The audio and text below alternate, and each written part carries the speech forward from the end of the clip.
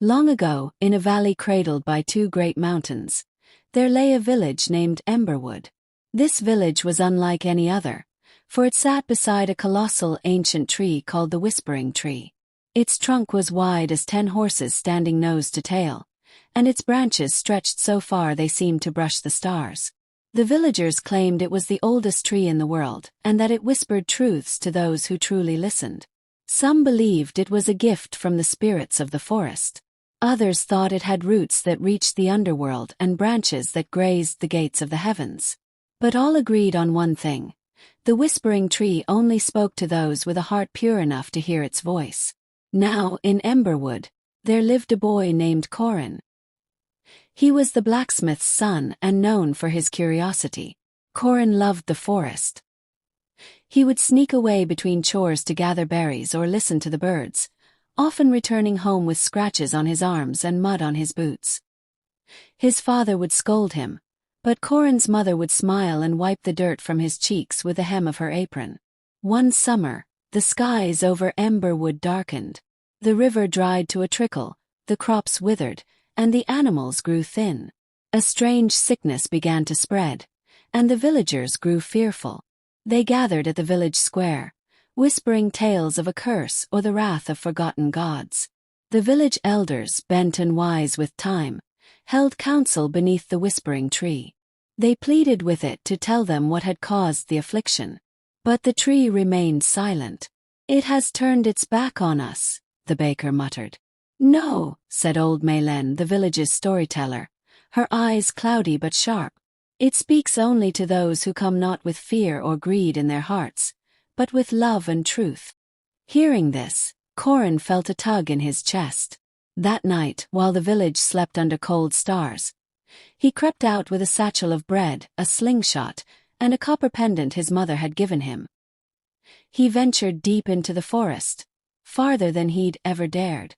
The path vanished behind him, swallowed by undergrowth and mist. Strange shapes loomed between the trees, owl-eyed and silent. Yet Corin walked on, guided not by sight, but by a steady feeling in his chest, like a pull from the earth itself. After what felt like days, he came upon the Whispering Tree. But this time it looked different. Its bark shimmered like silver in the moonlight, and its leaves glowed faintly gold. Corin knelt before it and placed his pendant on the ground. "I don't know what to do," he whispered, "but I want to help." The wind stilled. A hush fell over the clearing. Then a whisper soft as moth wings. "To heal the land, you must carry its sorrow." Corin blinked. What does that mean? But the tree did not answer. Instead, a single leaf fell from its highest bough, spinning like a coin. Corin caught it in his hands. The moment he did, he was filled with visions, images of the land before the drought, birds singing, green fields, rivers teeming with fish. Then the scenes changed. He saw a hunter breaking a sacred stone, merchants polluting the river, and villagers cutting ancient trees to build bigger houses. The earth was grieving. When he awoke, it was morning. The leaf had turned to gold in his palm. Corin raced back to the village, the golden leaf wrapped safely in cloth. He told the elders everything. First they scoffed.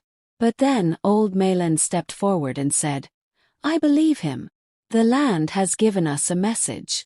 From that day forward the village changed. They cleaned the rivers, planted new trees, and gave thanks before every harvest. They built a shrine to the Whispering Tree and began to teach their children the old ways, the ways of respect and balance. Slowly, the river returned. The crops grew tall.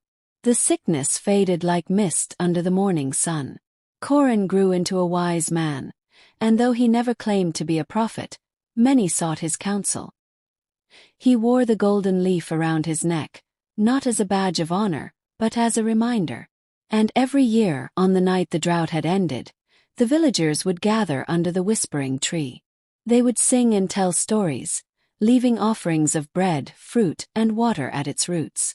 Some said on quiet nights, you could still hear the tree whispering to the stars, telling the story of a boy who listened, not with his ears but with his heart.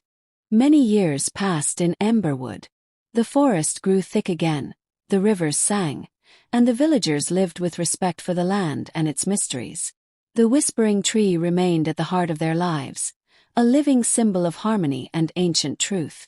Corin, now an old man with silver in his beard and warmth in his voice, became the village's lorekeeper. He taught children about the time the earth wept, and how it had been healed not by force, but by listening. One of those children was his granddaughter, Lyra. Lyra was unlike the other children. She was quiet, often watching instead of speaking.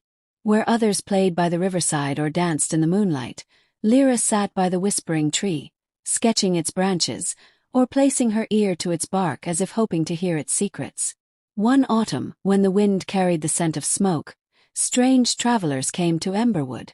They were builders and traders, dressed in red cloaks and boots of iron. They brought bright tools, rare spices, glass beads, and words of growth. "This land is ripe for greatness," they said to the village elders. With roads and bridges, lights and stone towers, Emberwood could be known across the kingdoms. Some villagers were tempted. The thought of riches, of markets filled with silk and silver, stirred old dreams. Others, especially the younger ones, longed for change. Lyra watched with wary eyes. One night she asked her grandfather, "Will they harm the forest?" Corin looked at the fire, his face troubled.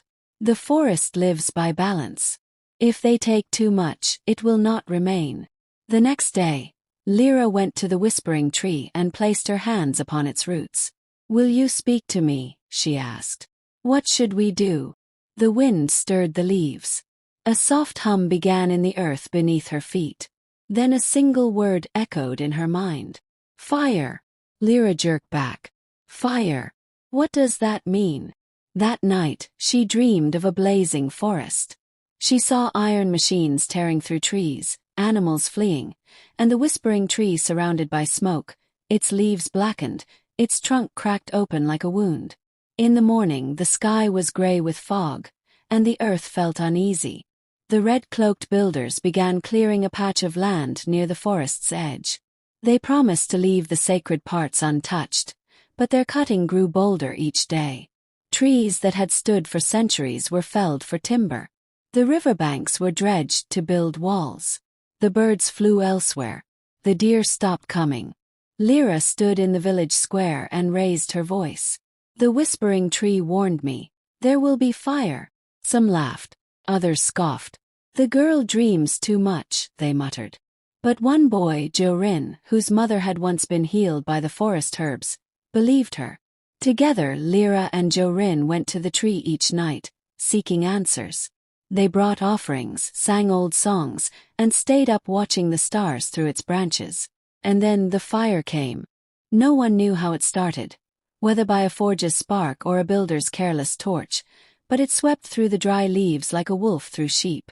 The forest howled with burning light. Flames leapt from branch to branch.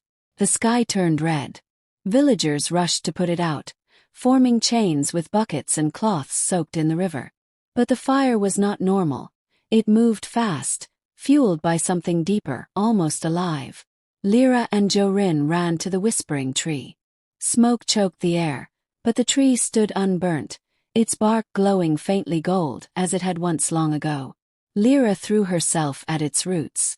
"Please, what can I do?" The tree whispered again, but not just a word this time. "To stop what spreads, truth must burn brighter than fear. Speak, child of the forest. Speak for what cannot speak." Lyra rose to her feet, ran to the center of the village where the elders and red-cloaked builders were shouting, and cried, "The tree has warned us. The fire is not just of wood and wind. It is born of greed and forgetting." The villagers fell silent. The flames reached the edge of the sacred glade, licking the air around the Whispering Tree. Then something miraculous happened. The fire stopped. The wind died down. A great silence fell. And from the branches of the Whispering Tree, 1,000 glowing leaves drifted down like falling stars. Wherever they touched the ground, the fire died. Smoke turned to mist. The ground hissed, then stilled. The forest had spared them, but not without warning. The red-cloaked builders, pale and shaken, left Emberwood that very night. The village elders stood in a circle around Lyra. "You heard it again," they said. "You carry the same gift as Corin." Corin, leaning on his cane, smiled with pride. "She carries something stronger. She carries the courage to speak when no one listens." From that day forward, Lyra became known as the forest's voice. She taught not just listening but action, the kind that protected, not just admired. The whispering tree, ever silent and watching, grew even stronger. And deep beneath the forest, the earth no longer trembled with sorrow.